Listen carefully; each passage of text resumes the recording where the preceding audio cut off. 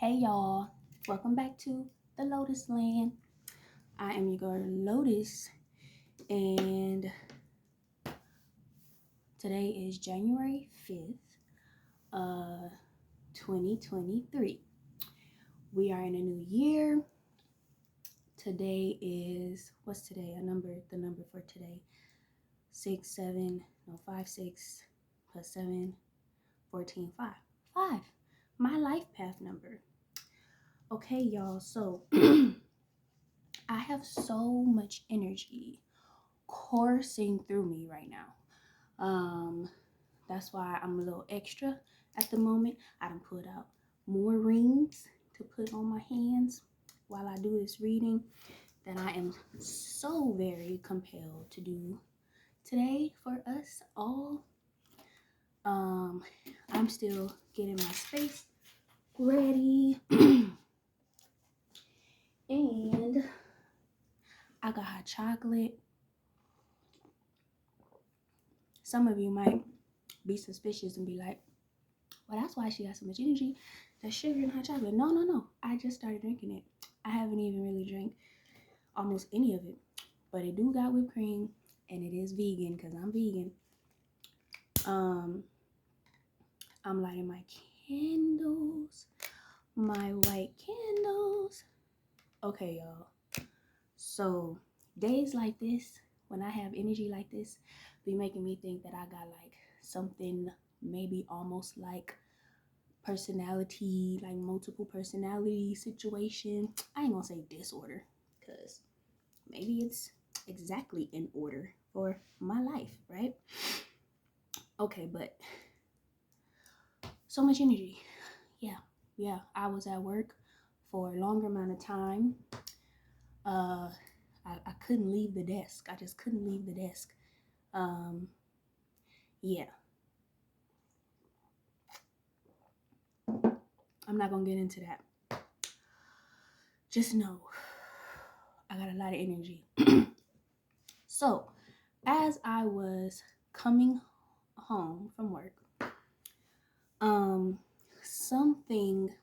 look, while I was at work, right? I'm working and I'm in a solo space at this point because my coworkers who usually work like right next to me, they're gone. And I told you, I just couldn't leave the desk. I couldn't leave the desk. It's like I was focused, zoned in. Okay. So to get into the title of this video, part 3 of Chaos Births Order, right? It's part 3, but it's more so focused on the three cards and concepts that I got from part 2, the last one I did. There were those 3 cards came out the first one of Chaos Births Order. You know what? So I want to say this is part 3 just because those 3 cards came out on the part 1 video. But I'm also like, it's part 3, whatever. So as I was at work, I at one point was like, I need some music. I need to listen to some music, right? Because the work I do can oftentimes, if the people aren't really coming to the desk, then it's very online, clerical data. It's all online work if people aren't actively coming to the desk. And something just told me, like, I said, play your music. Like, especially when I ended up being by myself, play your music, right? So I played my music. Felt great. Before that, actually, I was actually starting to feel like kind of tired, and somebody even had come to the desk and commented like, you look like you're tired, and I'm like, well, I just probably been looking at the screen for too long. But then eventually I began to feel tired. I took a break, came back from break, and then shortly after that, ended up by myself at the desk, no problem at all with me. And then I started to play my music. I reminded of the 3 cards that had come out for Chaos Births Order part 1 that I actually did not really dive into. These came out towards the end of my reading for that video. It was silence, right? Silence, trust, okay, trust, and music. Okay, so that day when these 3 cards came out, I tell you, they hit me because, especially the silence and the trust, because I had not come across, but I had received some information from a special someone that day, and it was kind of bothering me because I wasn't sure how to think of it. But I know instinctively the way I was thinking of that information was like, I don't trust the situation, you know?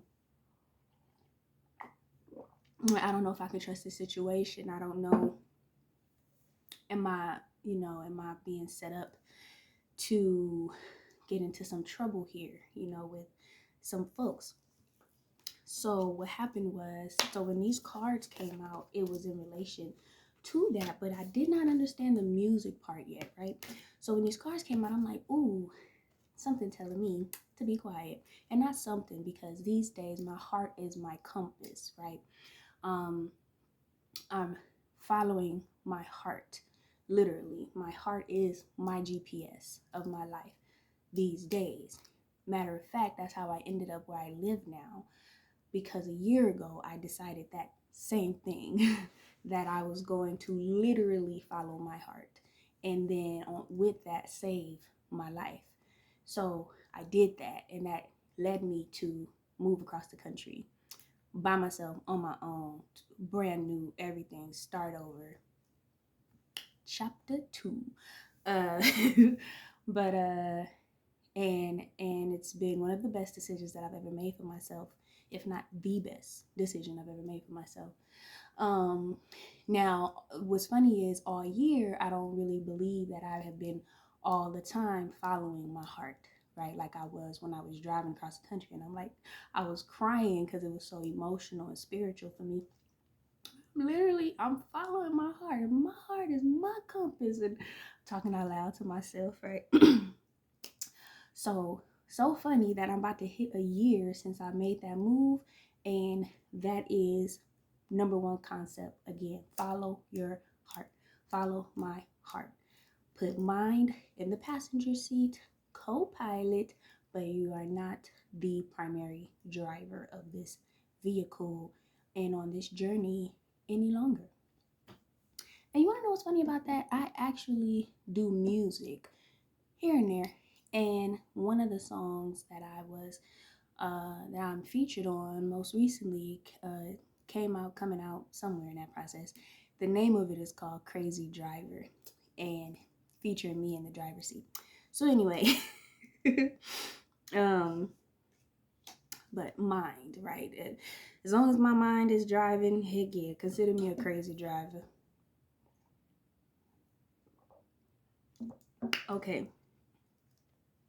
So, my heart, listening to my heart, right? So I do feel like all year I hadn't really been doing that as much, but here and there, right? Like I would get to following it, and then I kind of get distracted, which honestly is not something new for me. Like, I get distracted. If I let myself get distracted, I'm distracted. If I'm not distracted, I'm great. So that's why I like working by myself, because I know I get distracted. So yeah, you know, this year I feel like I oftentimes had gotten, well, not this year, 2022, sorry. I feel like I had often gotten distracted from the direction and guidance of my heart. But now, closing out 2022, it became very clear to me that my heart and the concept and essence of spirit, of divine mother, which encompasses divine father, it's all one and the same. And so, since my heart is the closest thing to me out of all of those things, at least in my mind, right? Because it's in me, it's of me. It's really easy for me now. Oh, and subconscious is also equal to that.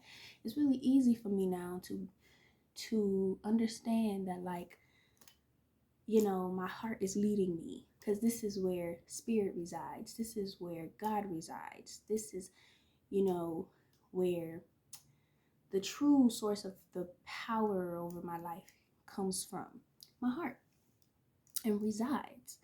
Okay, so with that, um, uh, okay, I've been following my heart. Okay, I lost track a little bit, but so yes, so these cards that came out, right, and yes, follow my heart, led me across the country, all of that stuff. Okay, yes. So I had gotten a hold of some information. I really received it. It wasn't like I stole it or went looking for it. I was given it. And it was a situation of, I don't know, in my mind, I hadn't said anything yet to verbally express what I was really thinking, because I wasn't sure yet if what I was thinking was on point. I'm not gonna lie. And I don't want to have conflict with this person who gave me this information, right? And I'm working on myself. Just a little tidbit about me. I understand that even though never diagnosed, which I guess you can't even really get an actual diagnosis of this in the United States today. I'm not sure. But I know I have been dealing with and oftentimes suffer from complex PTSD. If you don't know what it is, look it up.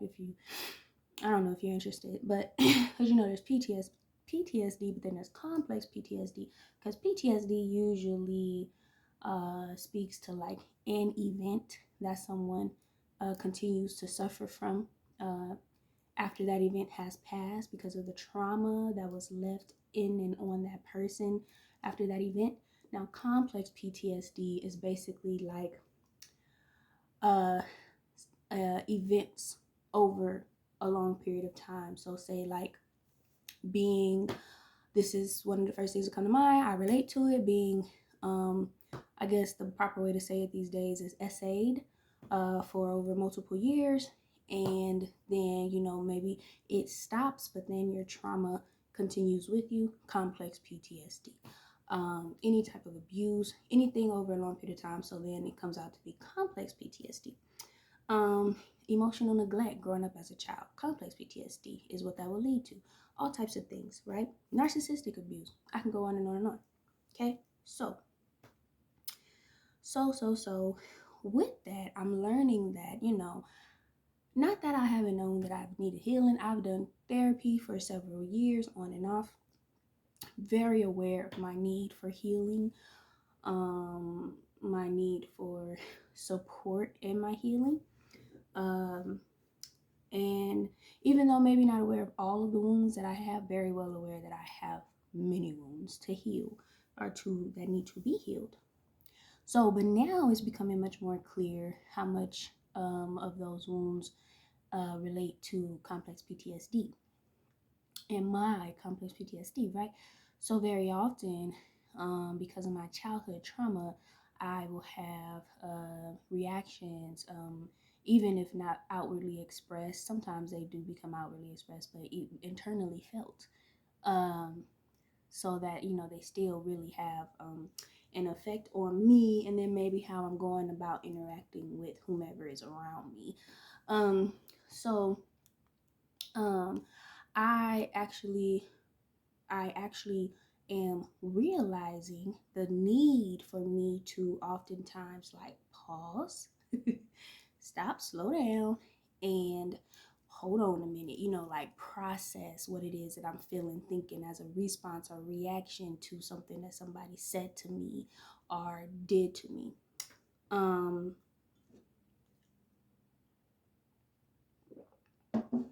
Because oftentimes my response, my reaction is coming from a wounded space, even though that person or those people were not aiming to actually wound me and actually would not want even to wound me. So that basically what was happening, right? So then I'm taking in the information and I'm like, nope, I don't, nope. Who do he think I am? Right. So I ain't stupid. Right. So then I was doing this reading, and these cards came out, and it's just so funny because while doing that reading, that is posted part 1 of Chaos Birth's Order, these 3 cards had come out towards the tail end. And during that reading, I was really struggling with like focus and like settlement because that stuff was on my mind and inside of me, and I'm knowing that I'm not ready to express that yet, so I wasn't. But I know that I was feeling it, and I decided to just do something with my energy and do the video. So that's kind of how I started to deal with that, and then eventually I was able to get truth, details behind that bit of information that I had been given, and it was able to bring me more perspective and really let me know, like, if you were to go off with that bit of information you had been given, you would now be feeling very shamed and like not good and just bad after receiving the rest of the details that you just received. So like patience with myself and others is big for me right now. So when these cards came out, they were speaking to me, and I did not know how to process them all at the time when they first came out. Silence. It was like, okay, sure, I'm gonna be quiet. I ain't gonna say nothing, right? Trust. Okay, trust the situation. I'm halfway in there, right? Okay, but not. Yes, but no. The music, not at all. I'm like, what? What are you talking about? Music. So here we are today at work. Of course, I like music. I do music here and there. Do I always want to do music? No, I don't. I actually don't always want to do music. Like these days, priority for me is love. I have no shame, no ands, no ifs, no buts about it. It's love. Especially in the form of intimate companionship, relationship with someone.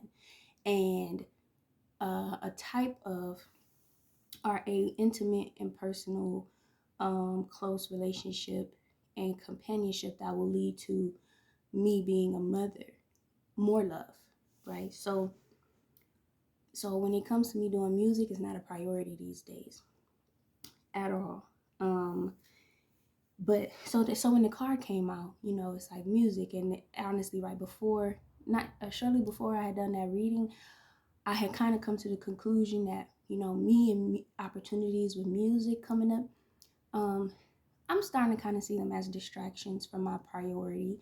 I mean, I'm able to make a choice, yes, and I have free will. But in terms of what I really, really want, I'm not aiming, don't care about being no famous superstar off making music. Not really. Matter of fact, these days I'm so much more focused on the receiving. Like, what do I get from music? What music is out there for me to receive and enjoy and to help heal me, grow me. Call me selfish, but I know that's what I need. Over the years, I've had some true exhausting battles with doing music, and I'm tired of it. Like for real, like I'm tired. And it's just funny because the opportunity of love, which to me is the ultimate way to live, which is it being in love, that comes up for me, and here comes music opportunities coming. Even though almost every opportunity that I have pursued regarding music has ended up like flat or just like unfinished, something like that. So it's not a priority. It's something that I can have fun doing. There's multiple things I can have fun doing. So it's one of those things, but it is not my priority. No, my priority is love, right? So when I saw this card, I'm like, look, I done told y'all I'm focused on other things. So I didn't really give that card much mind, and I'm glad I left them all out. Sorry. Might be talking too fast. I'm glad I left them all out because now, right? So I'm at work, and then I'm like, I'm gonna just play my music, right? So another thing that comes with the complex PTSD issue is often, depending on where it's coming from, what happened that brought the complex PTSD on, eventually, you can also experience attachment issues when you are in a sincere, I'm sorry, in a intimate relationship with someone. um I scratched the word sincere because it can be a trauma bond too, which, you know, if you know anything, if you know, you know. So so right, I'm like, oh, attachment issues. So I've realized, like, one of my current struggles in attachment that I am working on is the fact that I realized that I experience and deal with the type of attachment that they call um uh anxious preoccupied. Yes, anxious preoccupied, which is basically basically like when away from my partner, right? The person who I see as my person, the person who I'm in love with, you know, and want to build with, and person that I want, that I'm seeing as my future husband, or, you know, my future father of my kids, and all of that stuff. Person who I like to spend most of my time with now these days, you know, the person who I'm experiencing love with, my priority, hello, love. When I'm away from that person, I have experienced some great, like, separation anxiety, right, at times, which is not very common for me. Like, I don't know. I mean, I feel like I have experienced this in the past, but not often. Like, I can miss somebody because I'm an emotional, loving, romance type of person, you know. But the shit that I've been experiencing regarding this person at times, you know, like, okay, so for instance, one day he basically switches it up on me for that day, where it's like, we're probably not gonna do this, basically like what we had been doing, just kind of the way we hang out. It was like, maybe not today or whatever. Ooh, y'all, my heart was so broken. I'm like, ah, what? Right? Because I got used to this flow, and I'm like, what are you talking about? Why? Like, what did I do? Like, did I do something? We could talk about it. You said we supposed to talk. Right? So I'm assuming and all these things, but no, like, there was something that we needed to talk about, and eventually we did while apart. We didn't need to come be together to in order to have the conversation. Like, we were able to be on the phone. And you know what I love about this particular bond and connection is that I can be just so, I'm learning more and more and more how I can be freely open regarding my emotional states when I'm feeling scared or panicky, like I want to get my track shoes on and run, like Mooski said, you know,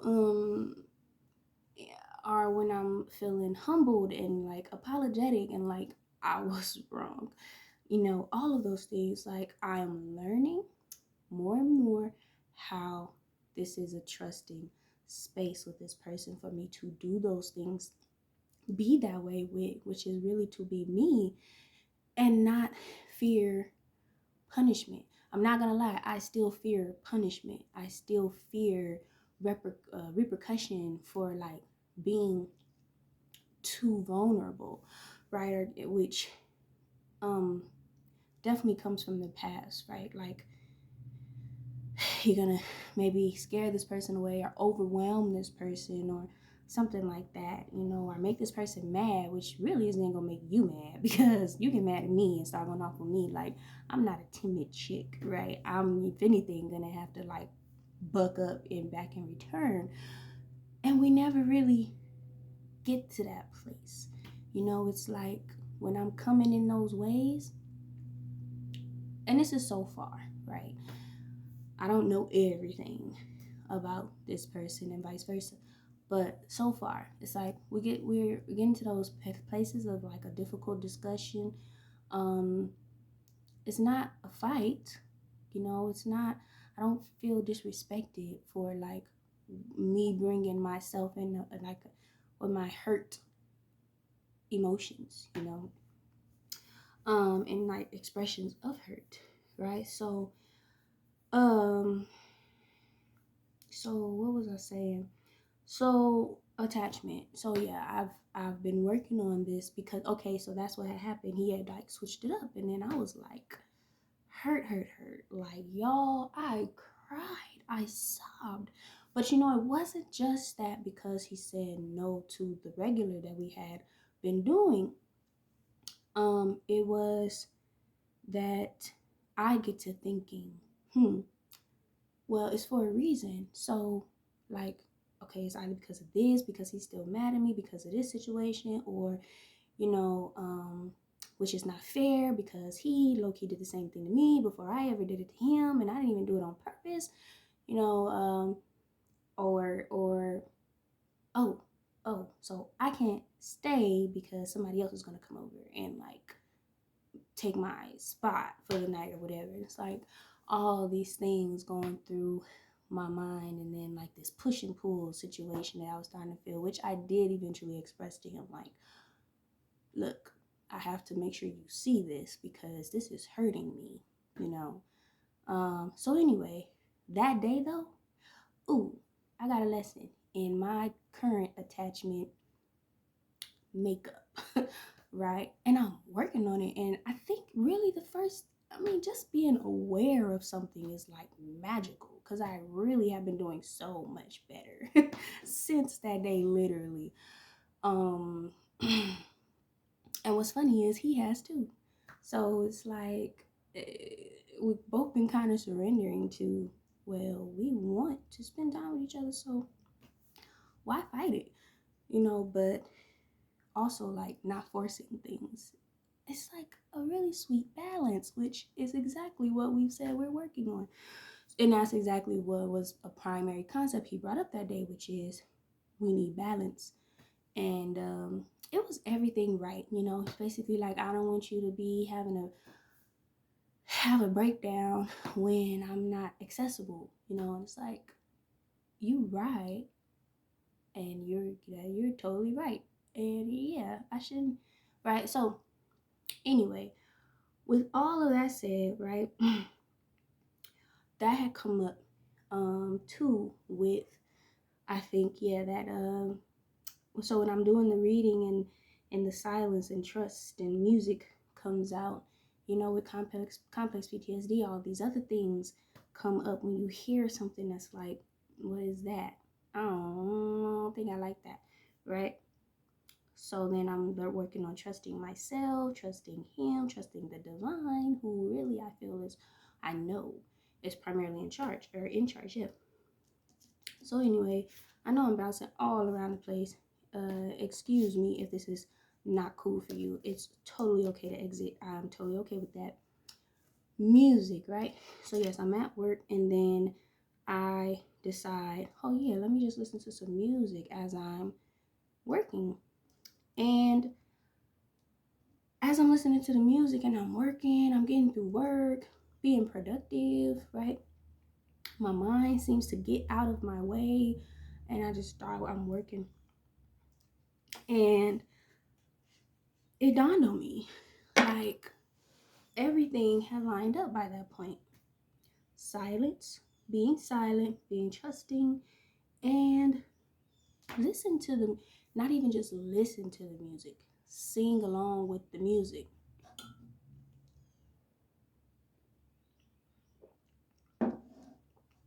You know, be in the music, be one with the music.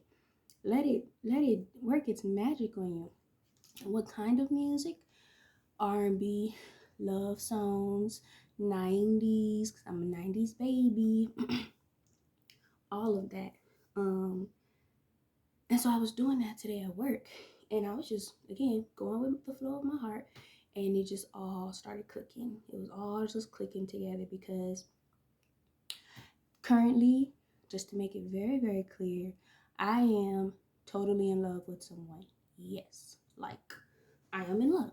First time being in love? No.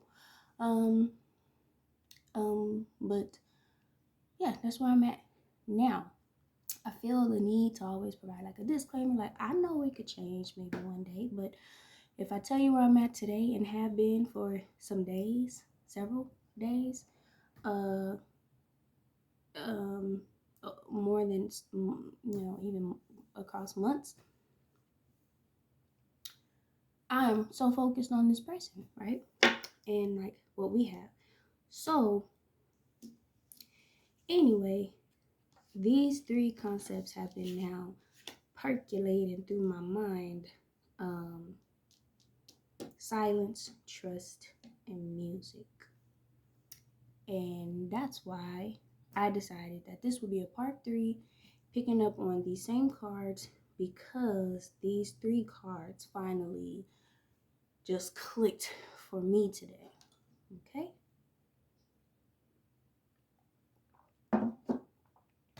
So,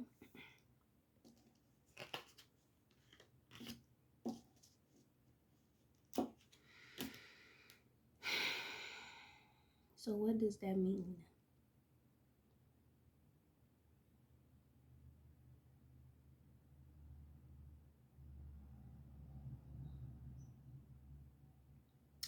So, I'm looking at these other cards, but they're not really, nothing's really doing anything for me besides these 3 cards right now. And so I feel like from there, I just want to like go with my flow, right? And speak from the heart. It's 31 minutes, okay?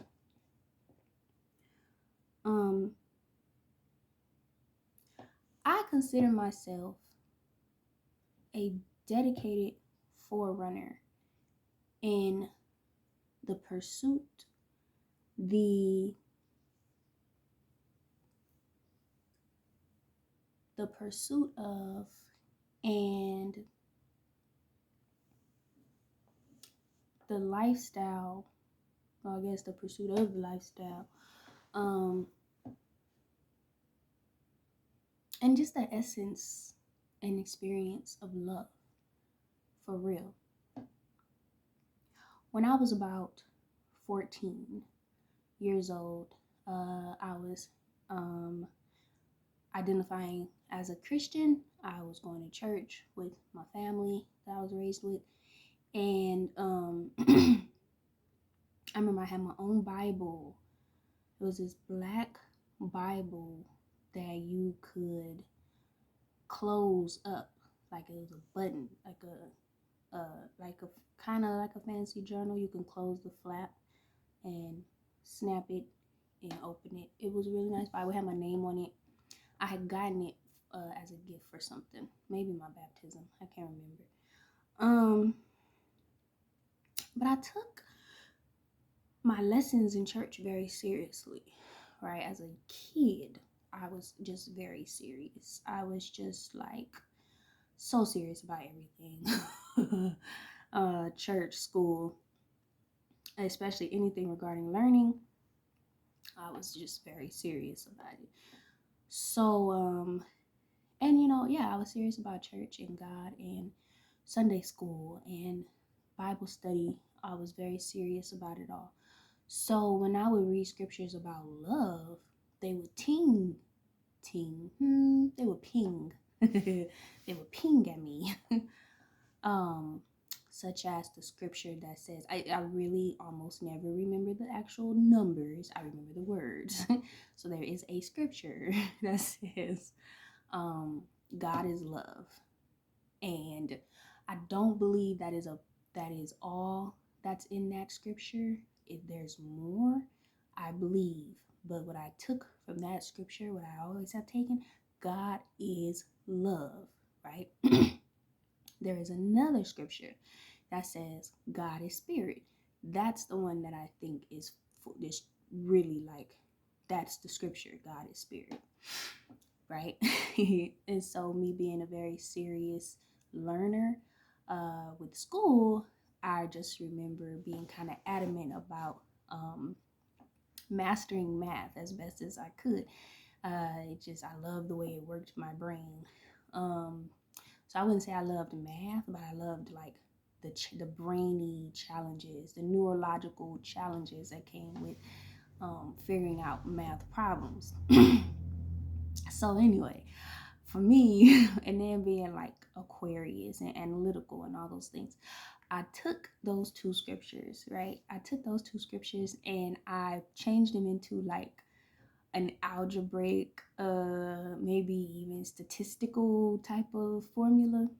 And I was so in statistics, I think it was, they taught you that like if you read a sentence or a paragraph or something, they were trying to teach you how to change that paragraph into numbers, into a formula based on the words that are in the paragraph, right? So, and me being a reader too. Oh, this was fascinating for me. So, and I also always have liked the challenge. Tell me, I'm a real nerd. So, so with that, I never will forget that one of the things they told us was that the equal sign and the word is are one and the same. So if you're reading a paragraph or a passage or something and you see the word is, you want to think equal sign, right? And so, and then of course algebra, the way you would formulate like, oh, a equals b plus, or a equals b equals c or something like that, right? You got to figure out the what do they call them, the variables or something like that. So uh so with these two scriptures, right, I was like, okay, all right, God is love. Okay, well, God equals love. And I said, God is spirit. Okay, well, God equals spirit. So then for me, that ended up being God equals spirit equals love. I want to say both of these scriptures are in John, like First John, definitely the New Testament. How about that? In one of the Gospels or multiple. I really don't care. I know it's in there. I know they're in there. I've never really been so big on citations. I haven't. I'm gonna be honest. So anyway, yeah, God equals spirit equals love. And this was important to me because I was actually on a quest to learn what love really is. That's why I said 14. And I want to say I was 12 when this started, but I remember actually thinking like I'm going on a quest to learn what is love for real. Like a quest of love, and a primary source for me to utilize in terms of progressing on that quest was the Bible. Okay. And I think, I don't know. I guess now I see this definitely as a purpose of mine to not just know what love is, but to be loved, to experience love, and um to share and teach love.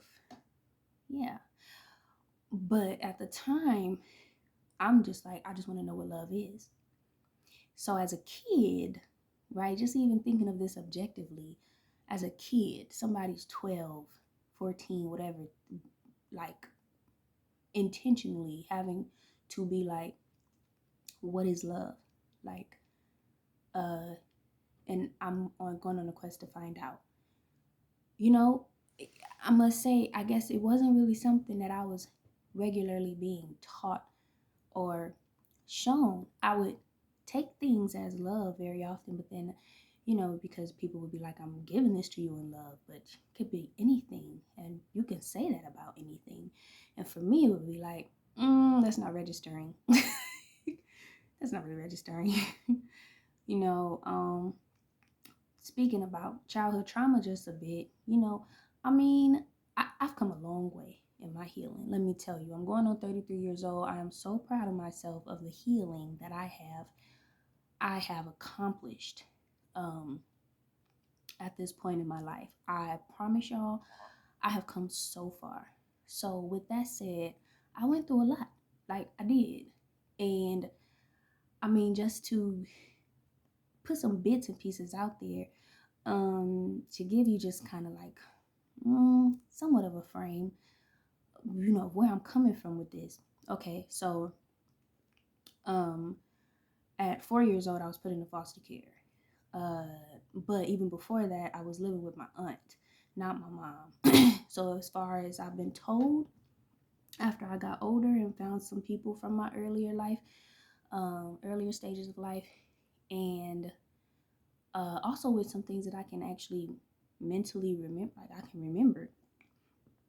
I never was living with my mom or my dad, and so, like one of my earliest memories, I was 4 years old, and um, and I only really have the age down because I know when I was put into foster care. I used to always say it was when I was 5, but then I realized it was in August of 1994, um, somewhere around that time. And I was going on 5 years old, but I was not yet 5. Um, so I was 4. So 4 years old, right? Uh, and this is, I mean, I guess I could provide a trigger warning. But like I tell you, like I've come a long way in my healing. I could talk about this now without like getting choked up. Um, it's just kind of like a fact of my background. And trust me, it's not no emotional suppression shit. I have been very emotional about my upbringing. I have come a long way in my healing. That's what's going on. So, so 4 years old, I can vividly remember the night I was taken away from my aunt and my family that was with my, that I lived with my aunt and my uncle. They were together or married or something. There was a fight going on with my aunt, my uncle, and my mom. And my mom, we were all in my aunt's house. And I just, and this is how I know, like, not that these reactions, internal reactions to these types of things, if I'm thinking about them, talking about them, wouldn't, like, not that they're almost, I mean, at a point gonna just never happen. I still feel, in response to these things, but I'm able to share or like just kind of be like, yeah, that's what happened. It happened, you know, versus just other things that were other ways of kind of processing this information for me, which would have me much more in like dark spaces, deep dark spaces of just like, don't even want to talk about that. So, anyway, I remember a fight going on, right? And I just remember, I don't remember who was against who. I want to say it was my mom and my aunt against my uncle, because I do remember my uncle seeing him like on top of my aunt in the room, in the bedroom on the bed. Um, uh, and there was like a big knife involved. I feel like it was my aunt who had the big knife, huge knife, like kitchen knife. My mom had a knife. It was funny though, I never thought that this big knife was the knife that she was talking about until now. That's interesting. But she had basically, I remember at one point her being on her knees and having a cut above her eyebrow, and she was yelling out for her knife. And that's just crazy actually, because I promise I never put together that that big knife I saw might have been the knife that she was talking about. I'm thinking all these years she talking about some little knife, like her knife, like you thinking pocket knife.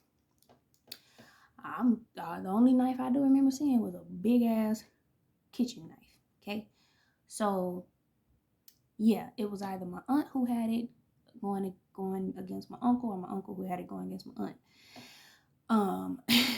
So I saw them in the bedroom fighting on the bed, a knife. Somebody had the knife. My mom, remember her in the living room on the floor on her knees, yelling for her knife. Where's my knife? Where's my knife? Okay.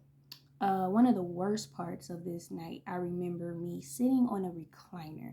And I must tell y'all, as I'm talking about this right now, I love recliners. Oh, I love recliners. Currently at my house, my place of residence, I've been here now going on a year. Besides my bed, the only other piece of furniture I have is my recliner. that I bought for myself for my 32nd birthday.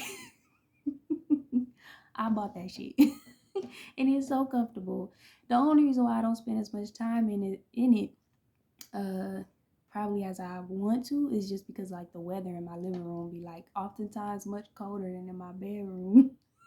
That's it. But I love recliners. And I have always wanted a recliner, comfy, nice, cushy recliner of my own. That would be mine. And I have it now. I do. And I've had one before, but it wasn't mine. I had bought it from someone. So it wasn't hard to get rid of. This one, mine. I bought it from the store. Paid it off. It's mine. Anyway, so that's funny. That just connected. I love it. I don't even have a couch. I used to have a couch at one of my places I used to live at. I don't have a couch anymore. I wanted a recliner. Anyway, I'm 4 years old, right? This mess is going on. 4 years old, sitting in this big green, dark green recliner. And I'm little. I'm little. I'm a Miss Thickums now, but when I was little, I was little. So this recliner felt big, really big, right? When I think about it, I guess it was very secure and safe, and yeah, it could be a huge reason why I like recliners now so much. So funny, so funny. Okay, so the big part of that night that I remember, I'm sitting in a recliner and my uncle yells at me, just like I guess I'm crying. And so he yells at me like, "What you crying for? Quit all that crying." You know, scared the shit out of me. So I'm like, "I'm gonna stop crying." you know, he did not like that I was crying, but it was some crazy ass shit going on in that house, including, and this was probably the worst. Oh, this is what I was about to share when I said the worst part of the night. It wasn't that he yelled at me saying to stop crying, but he had my infant sister. She is biologically my youngest sibling. Uh, he had her by the neck. Infant. This is a man. By the neck with one hand. They had a fish tank. I guess, yeah, it had to be him and my aunt against, or my mom and my aunt against him, something like that. Because yes, he was like threatening my mom with, with the idea of harming my infant sister. The way he threatened her was he had my sister by the neck, holding her halfway into the fish tank.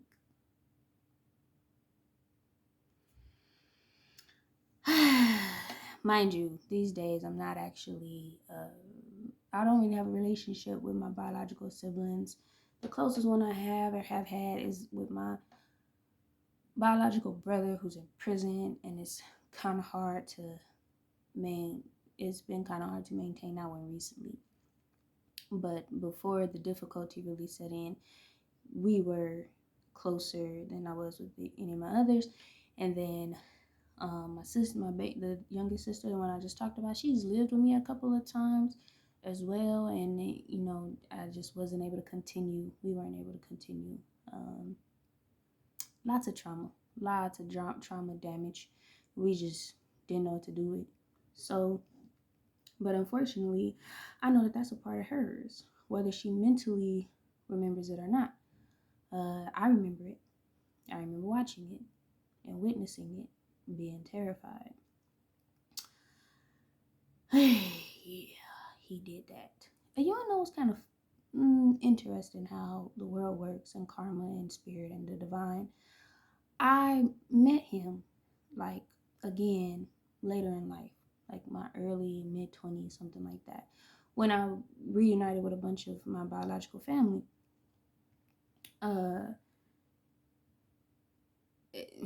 One way, another way, things added up. We reunited. He actually, I can't remember. I think at the time I wasn't thinking that deeply about what had happened because I'm like in that type of space. I'm just like learning people and, really unsure about just about everybody, but just wanting my family in a sense, thinking I wanted them, but then having these feelings that's like off. Never wanted anybody to feel bad, right? Never brought it up to him, but we actually hung out like once uh, at the place where he was living. And, it was crazy because his hand was messed up. Like he had lost a finger or a thumb or something like that. Was it the same hand? I don't know. But when I tell you karma is real, just saying. But anyway, yeah, that was something I had witnessed when I was 4 years old and never will forget it.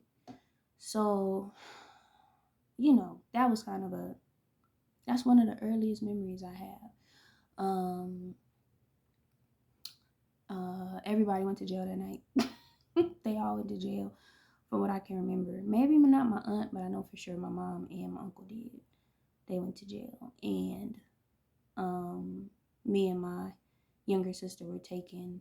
I think also my brother was there. We all were taken. And then eventually me and my sister ended up in the same foster home. And then eventually she was picked up by her father's side of the family. So I then continued in the foster home, away from my siblings, apart from my siblings, and eventually was adopted, closed adoption. So yeah, um,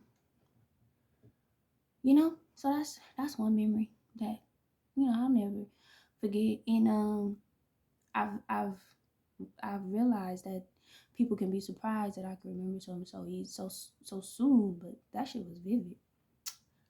I've always remembered it. Another thing, um, when I was about maybe 5, 6, still very early on, and I know it was early on because I remember where I was living, and I remember when we were living in those areas. It was early on, so no older than 6 years old. I remember being socked dead in the face, in the nose, by my then foster mother. Um, just to be transparent, she eventually became my adopted mother. Like, this is the lady that I referred to as mom growing up. But yeah, one of the earliest memories, unfortunately, that I have of her and me is being 4 or 5 years old. And fist to face, her fist to my face, and then me bleeding from the nose. So it wasn't I don't exaggerate when I tell that story. I was bleeding. She proceeded to kind of help me with my nose. And I do faintly remember being made to feel like it was my fault, right? So, but yeah, no older than 6. And regardless, like, even if a parent was to punch their adult child like that, if anybody punch anybody like that, come on now, so these days I realize, like, I have held resentment around that situation since forever, but as a kid growing up, regarding my safety, regarding my security, stability, never really bucked up, to my mom. I preferred to be grateful for the good things and forget the bad things. um you know that's what trauma does. You gotta pick away. For me, I chose the good kid route. 90-80% good kid, right? Stellar, really trying to be stellar kid. Excellent was my favorite word. I was like, I want to be excellent. Oh, we could go down that road another day. But yeah, unfortunately, that's also one of my earliest memories. All this is regarding family, all like family, right? The adults in my life who are supposed to be what they're supposed to be as adults, right? So, no daddy, no father. Eventually, I got a godfather through my adopted family, but it was, he has kids of his own. It's very clear he's not my dad. Um, because you know how he is with his children, who he is dad to. Then it's like, okay, yeah, he's my godfather. He's not my dad. You know. So, not to share too much, I'll share like one more thing, but I'm just trying to give y'all like a frame of reference. And not even just for y'all, really for myself too, because now that I'm just so healed, like, and not all the way, just my progress that's been made is really, really great. I often look to move beyond these things that have occurred to me in my life. Um, but at the same time, regardless, like they still happened. So it's like you break your leg, you heal it, you get back to using your leg, but you broke your leg one time. you know, it happened. It's a part of your history. And maybe if a professional, even 50 years down the line, was to go back and look at your leg, they could tell you broke your leg one time because the wound is still there somehow. It's just healed, but there's a mark, right? A mark that tells you something happened. Okay, so that's all, right? But so yeah, in addition to that, unfortunately, I began to also experience as being essayed, right, at the early age of 4, as early as 4 years old. As soon as I got to that home, I don't remember if it occurred before then. I do remember it occurring after I got into the foster home, and again, family members, and then friends of family, you know. So um, when I learned that your first 7 years of your life really, uh, by default, is going to determine the rest of your life. I think about my first 7 years very often, and I do that and I'm able to have more grace and compassion with myself for many different things that I struggle with to this day, because your first 7 years really like set that blueprint up, and it is terribly difficult to break away from that. And you might not ever even fully break away from it or change it. You just gotta reshape the shit. you know you just gotta reshape it or something. So that's just a little frame of reference where I'm coming from when I talk about at 12, 14 being a kid who's like, what is love? I need to know, what is love? And on top of that, who is God? Like, who is God? One more example though, that had my spirituality set up as very active and real to me at an early age. Okay, 5, 6 years old. Who knows if this was before or after the punch event? I don't remember, but it was in the same house. Interesting, yeah. Same house that the SA abuse started, or I guess SA started. Um, the physical, all of the same house. The first house in Compton, California, that I lived with my foster turned adoptive family, right? I remember sitting in my foster mom's bedroom, um, being like at her bed, maybe journaling, or I had journaled and stuff, either like before getting to her to share this information.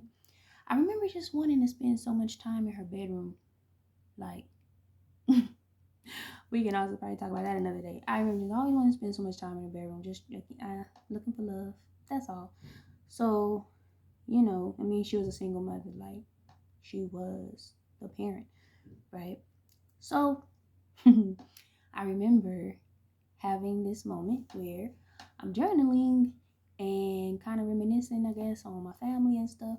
And it dawned on me, again, no older than 6 years old, I realized the names of my family members, biological and adoptive or foster, like kind of matched up to kind of tell me this is meant to be. And I remember there were things I think that had already started to happen. So this was important to me, like for me to have some type of, I guess, settlement in like my situation, you know, my circumstances. And I'm telling y'all, like the names matched, they rhymed across. So like my foster family's names rhymed with my biological family's names down the line. I don't really want to share their names, but let's see. My so we have like, okay, my brother, biological brother, adoptive brother, and biological mother, all their names end with on.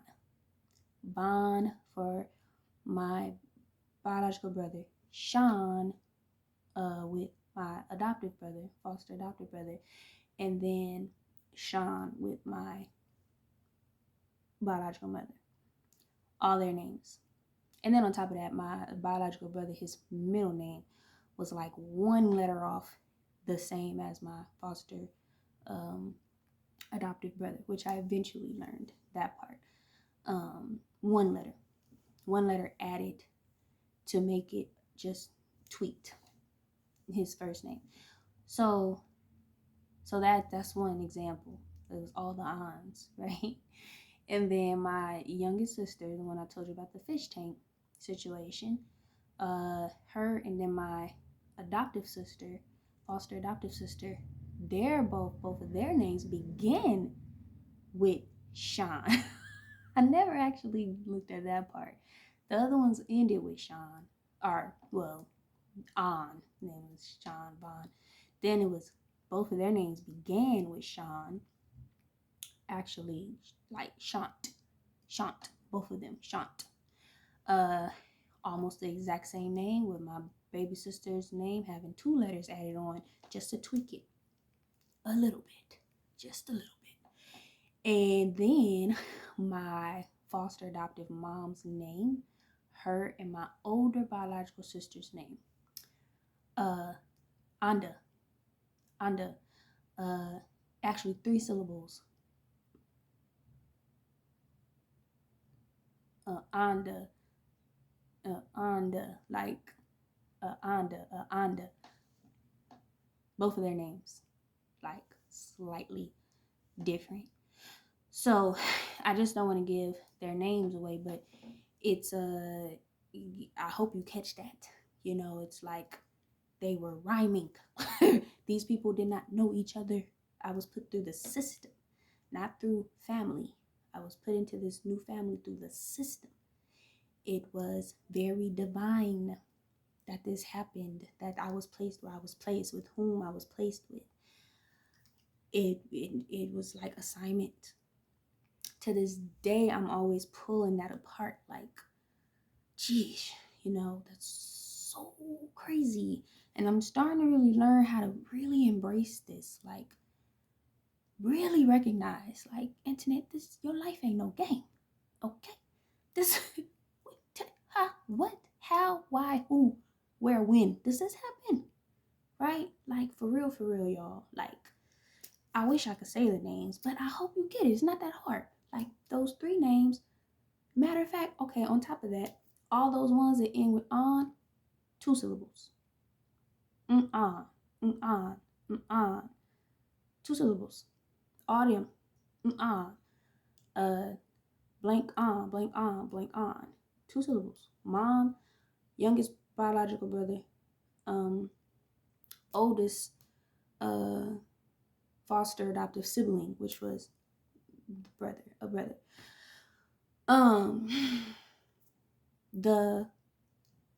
My 2 sisters, baby sister, older adoptive sister, also 2 syllables. Sean, t, Sean, t, Sean, t, Sean, t, Sean, t. Very, very, very, very similar. And I mean 2 letters off at the end of my baby sister's name makes her name different from my adopted sister's name. Without those 2 letters at the end, they have the same name. And then my So yeah, syllables, same again. Then adoptive foster mom, older, oldest biological sibling, which is a sister. 3 syllables, both of them. Anda, anda. Yeah. So, and then here I go, Antoinette.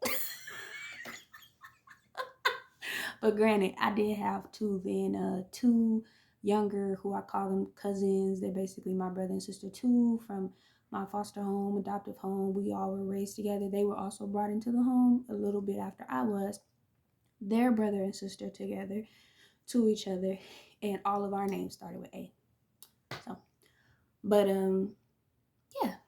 So a very divine situation there, and I think it's time I stopped taking it kind of, not that I've taken it lightly, but I guess sometimes I forget. Like like okay, so yeah, if you think about your first 7 years and you think blueprint, well, realize that also happened within your first 7 years. What does that mean? You know? So hopefully I learn more about that part as I grow beyond and into my 33rd year of living and then beyond. So, yes, what is love? So that's kind of what I started with. That shit sticks to you, and then of course more shit happened. Some good things too, but the bad weighs a lot. So so yeah, 12, 14, talking about I'm on a quest to learn what love is, to find out what love is, to really learn who God is. So of course, when the Bible talk about God is love, I'm like, oh, okay, well, there's a start. God is spirit, all right. So spirit, God, and love, they're all one and the same. And I'll be honest with you, my journey, I'm realizing this as I'm talking. My journey has taken me on a path of, okay, well, first it was all about God, right? Me and God, like God. Like I'm praying to God. God, it's all about God. Then 2004. Nope. Yep. 2014. Yes, I was 24. 2014, I decided I was going to begin a new path of my spiritual journey, cut out the religious, and do the shit on my own because yeah, I kind of had reached my peak in the religious sector of the journey. So with that kind of went the God, but not all the way. It's just that I'm like, there's more here, right? Like there's more here. And I'm unsatisfied with what I've gotten so far. Like I'm not done, right? So after that, it became more spirit, me and spirit, me and spirit. When I was I actually stopped like praying, communing. I felt with anything like divine. I actually thought I was gonna be like atheist, but then that cornerstone of those names kept me coming back. Like, nah, that ain't true. Come on now. Come on, this you don't believe in just coincidences, internet. Don't do that. Don't do that. I don't. I believe in synchronicities because that shit, it's not just coincidence, okay? So I always had to remember not just that, but even other things that would happen to me throughout life where I felt like, oh yeah, there's something more here I can't see, but something active in my life coming through at times on my behalf to protect me, watching out for me, um, just showing me like it's all right, you on the right path, you know, or showing me, hell no, that ain't you, don't do that again, we gonna fuck you up. I tell people I have to be, not have to be, but I've learned to be um, cautious of how I'm influenced to treat other people because I can't get away with stuff like treating people terribly. I'm gonna say for no reason.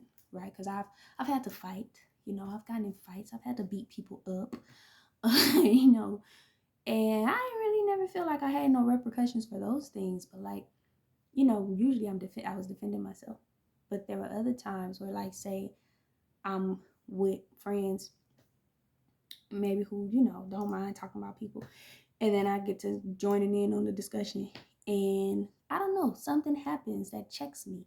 I hit my foot, I drop something, I something stops me. Like, you don't get away with that. They may, but you're not them.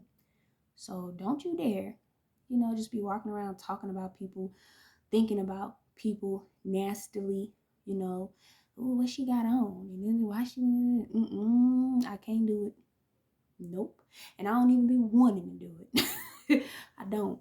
And so even those times when I would do that, it was probably more so like I'm trying to fit in a little bit, which ain't never been the vibe. But you try things as a kid, and I tell you, spirit would get me right away. Oh, try to steal, right? Take something that don't belong to me, I lose it. I can't keep it, because it's not mine, and you're not here to be a thief. Never get away with it. So I learned to stop stealing. I've stole lip gloss, polish. I remember I stole a necklace once with an A on it, maybe from Claire's or something. Lost all of it, just lost it. So, the path I was brought here and put on, there has been something out here like, no, that ain't you. That ain't yours. You don't get that. That's not for you. So for real. So, I feel like, where was I?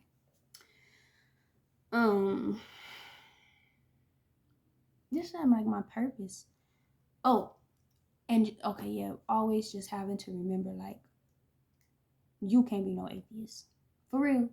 After everything that happened, you know, everything you've witnessed, you done put together, you gonna try to be an atheist? That ain't happening.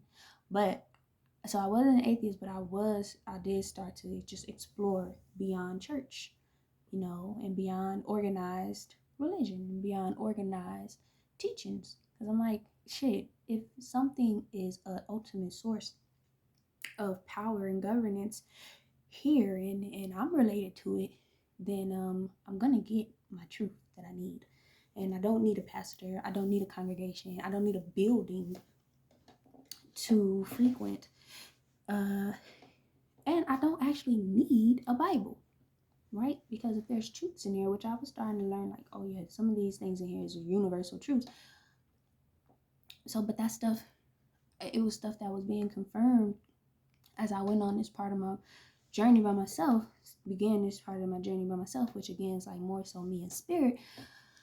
Just started to realize how, like,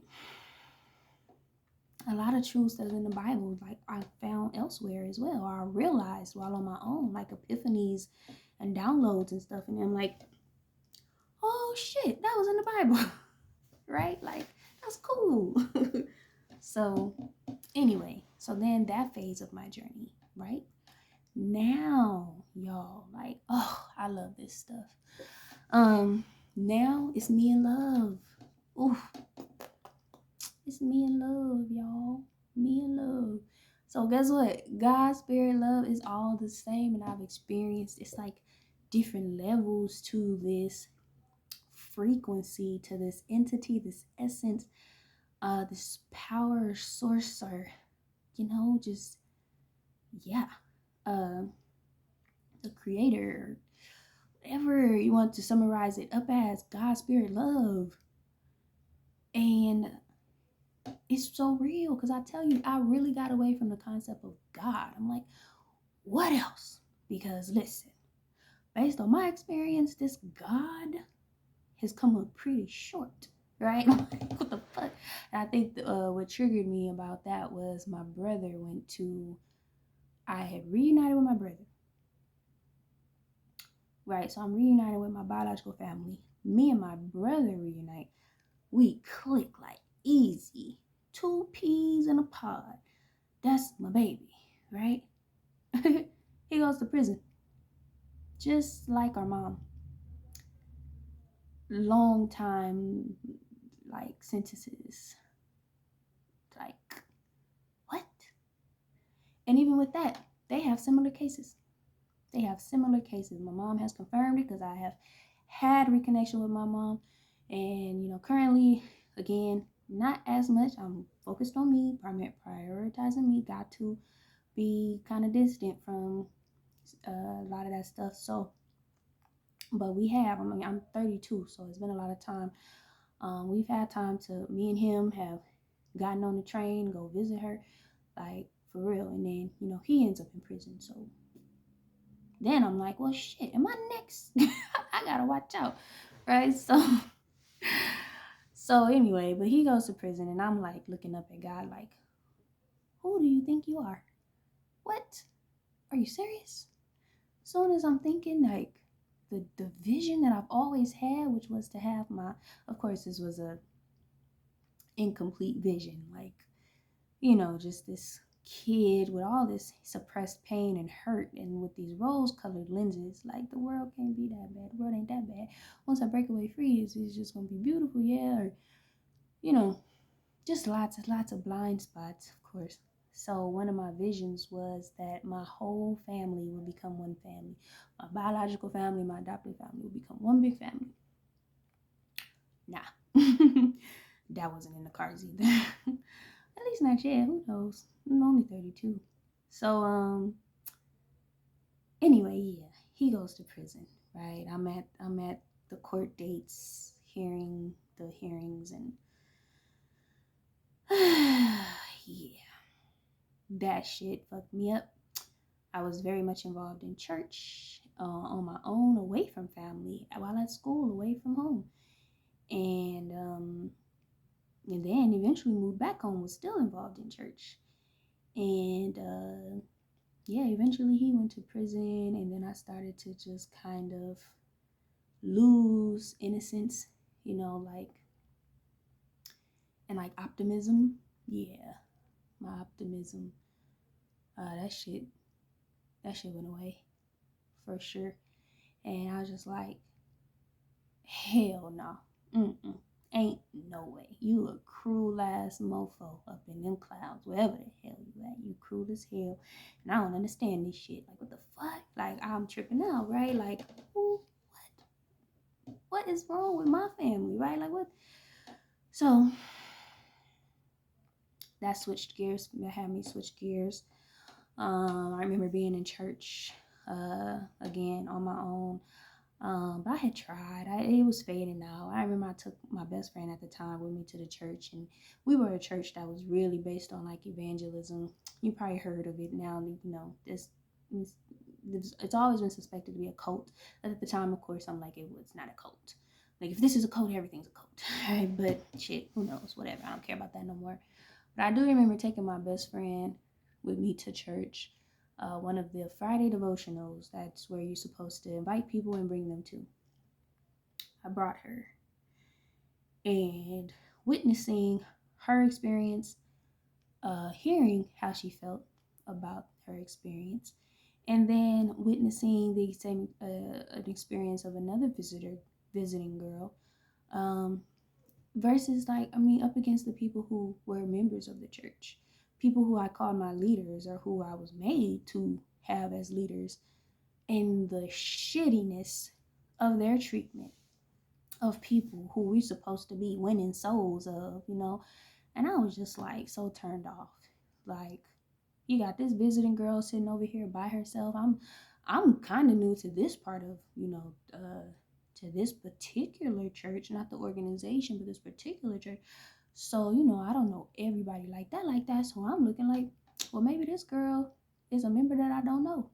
She over here sitting by herself and shit. But the girls, the women, because they were all grown, um, who are like members here, they're leaders here, they're leaders of my ministry, my particular ministry as a young single woman at that time. Um, and they're just in their own little world and ignoring this one lady, and she's there already when I get there with my friend. Then I get there with my friend, and I'm noticing easily just the lack of what I felt like you're supposed to be doing as a member of a church. That this whole day, every week, is set up for inviting folks and winning them over to Christ. Bullshit. So, and I had took other friends too. You know, I told you I take my shit real seriously that I sign up for. I don't play. I don't waste time either. Energy, none of that. So I'm bringing friends. So I had another time I brought a group of friends, and they were like, "We are not coming back to your church." And I'm like, "Really?" I mean, I'm like, I kind of get it, but like, tell me why. Like, and they telling me like, I feel you. I was kind of on my way out, but I'm still trying. And eventually I'm sitting there in church, listening to the evangelist.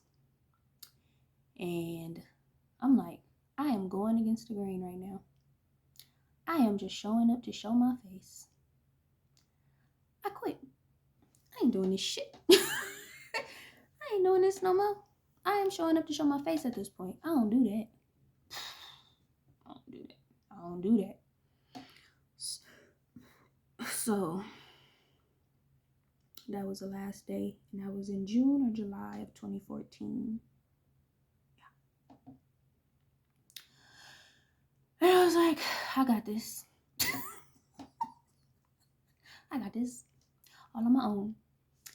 But no, it was time for me to really get to know spirit without any like barriers, anything getting in the way. So that continued from 2014 basically up until I would say me driving out here to where I live now from home.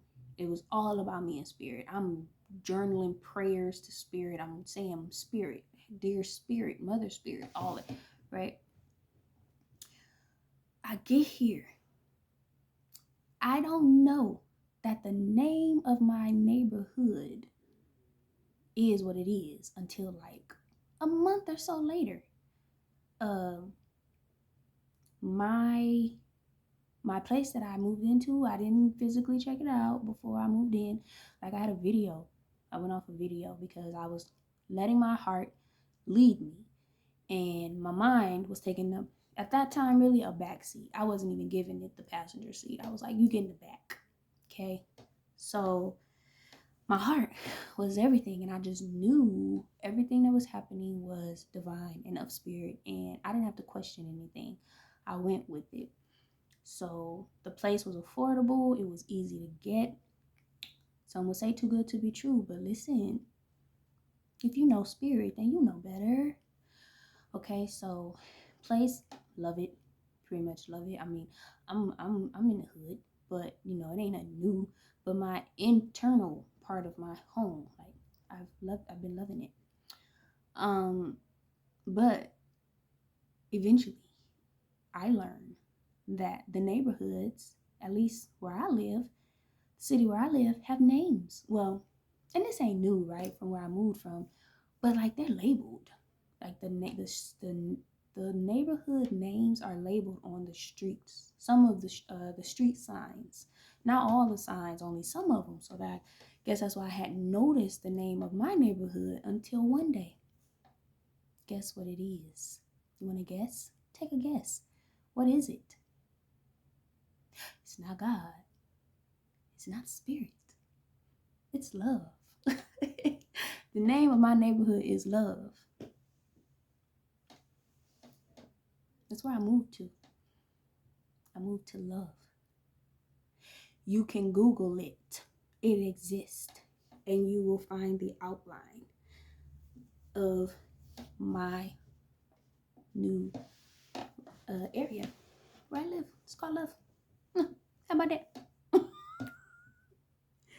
So I didn't know that. I did not know that till about a month or so after I moved here. And it was just like, oh my God, right? Because I love synchronicities. And I'm like, oh, yes, it's just meant to be. I knew it. I knew it right, doing the right thing. So now that I'm actually piecing together this breakdown of God, spirit, love, all of it being the same, one quest, and just like different levels of the experience of the journey of the quest. Now I'm at the level of love. And it was only 3 variables in the equation, so I guess what the hell does this mean? I guess that don't make sense. What the hell? I'm talking about God, spirit, love, but y'all know what I mean. What does this mean? And you know what's funny about that is I said lately, love has been my priority, for real, for real. I ain't playing. And just ask the person I'm in love with. He'll tell you. But nah, that's crazy. Like, yeah. And then I'm about to be 33. Of course, I often think of the number 33. When I was younger and I played basketball in high school, my number was 33. And my first, like, serious boyfriend, first friends for 3 years before we even dated, he was special. He played basketball and his number was 33. So that's how I was kind of introduced to 33, but not the number 3, because my birthday is heavily filled with threes. And then yeah, I always been drawn to like triangles, you know. And then, learning a bit about the Holy Trinity, but then not really all the way. Like, what is that? Yeah. So now I'm about to turn 33, and then also learning, about like, I don't know a whole lot, but like 33 degree Freemasons. And it was crazy, and my brother was definitely like invited to like Freemasonry, because he used to be like an all-star football player before he went to prison. So they came after him. He told me. I've dropped him off at a meeting before. Like, for real, for real. So, because he was actually heavily influential in his neighborhood where he lived and grew up, in his activities. Yeah. So, and then 33. Apparently in the Bible, Jesus Christ was 33 when he began his ministry. Yeah. I think it was when he began his ministry and died, right? Yeah. Or did he start at 32 and then died at 33? Something like that. Oh, and then 33 vertebrae. Your spine has 33 vertebrae. A fully developed spine has 33 vertebrae. What else about 33? Its relation to 369, right? You got 3 because it's 2 threes, and then you got 6 because 3 plus 3, and then you got 9 because 3 times 3. Yeah. So anyway, I like all that type of stuff. So where am I at? So yeah, God, spirit, love, and now I live in a neighborhood called Love, and now my priority in life is love. After it being, like school and achievement, my excellence, academic excellence, family excellence, being a part of my family, being an excellent member of my family, trying, right? Perfectionism, church was a priority, work was a priority, like moving up the ladder and stuff. But also doing excellent work in my jobs, not just like moving up the ladder by any means, no, but like doing, real work. So, but last year it all came to a head and I was burnt out and things happened that accelerated that, I do feel, and I had to save my life. Moved across the country and now I live in a neighborhood called Love. And am pursuing, not even, I won't say pursuing, I'm pursuing strength in love, like self-sustenance in love, like sustainment in love. And I only say that because of my track record so far in the area of like intimate relationships and love in that way. Um, but now when I think about love, I mean, it's all around. But definitely right now, the main way it's important to me in my life is experiencing love with somebody who uh, I truly love and who truly loves me. That's what's going on right now. So I guess like bringing this kind of to a close. Look at 1:30 on the clock. That's my birthday, January 30th. If you want to know. But bringing this to a close, it's kind of I'm being compelled to look back at these cards again. Silence, trust, and music.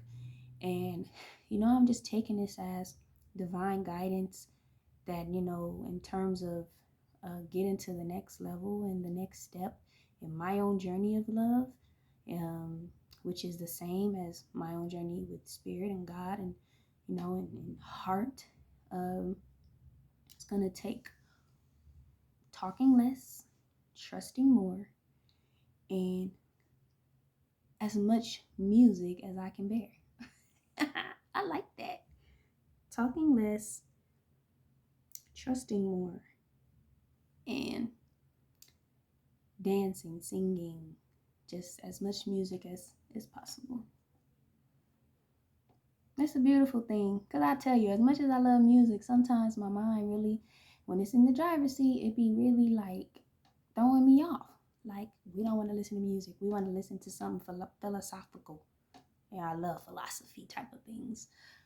Philosophical, psychological, neurological, analytical, literal.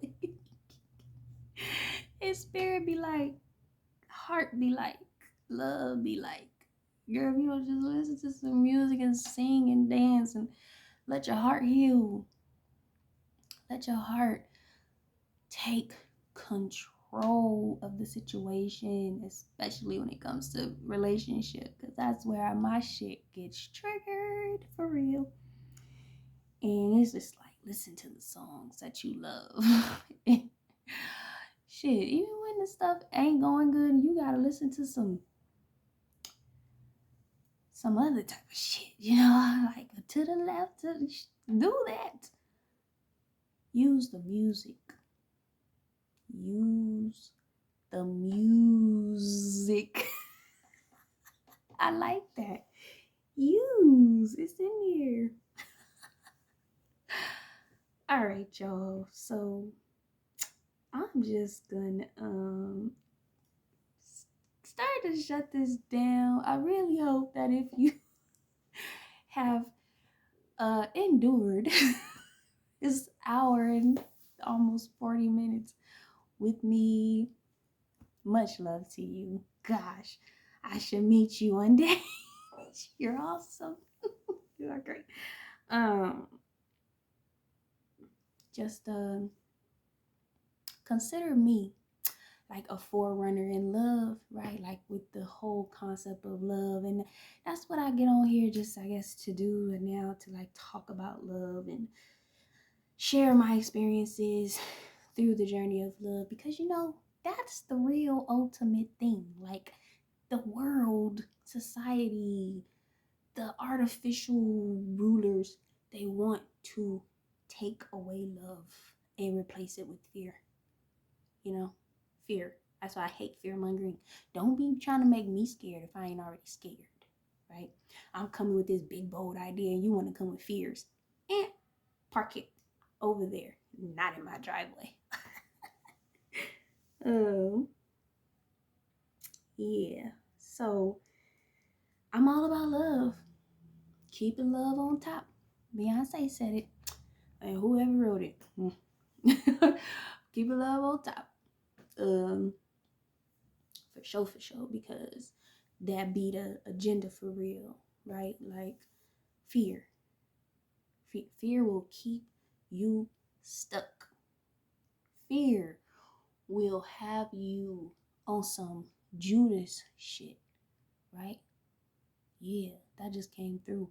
Not just his betrayal type of actions against Jesus, but then his fear that led him, after even that led him to commit suicide.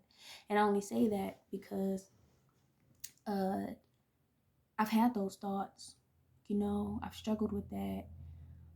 Sometimes I think I still do, very briefly, but it's like that's just number fear. Something scaring you out of your path, your journey, that has no right to do that, by the way. But it's up to us when we are in those times of adversity to be like, I choose love.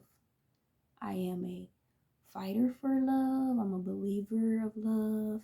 I'm a desirer of love. Like, I want love. I'm a giver of love. And I'm a being of love, made up of love. I be telling my person, like, love's be in my blood. Like, it's running through my blood, my veins. Like, this is who I am. I'm a lover. Lotus the lover. If you know, you know. But, okay. Something's telling me we are good to go. I'm going to need a nap before I continue about my life for this week regarding work and all that stuff. So, y'all, it was so great, so fun. Thank you for hanging in there with me with all this energy that I had to do something with. You got it now. You got it. Hopefully you love it. If you don't, just leave it.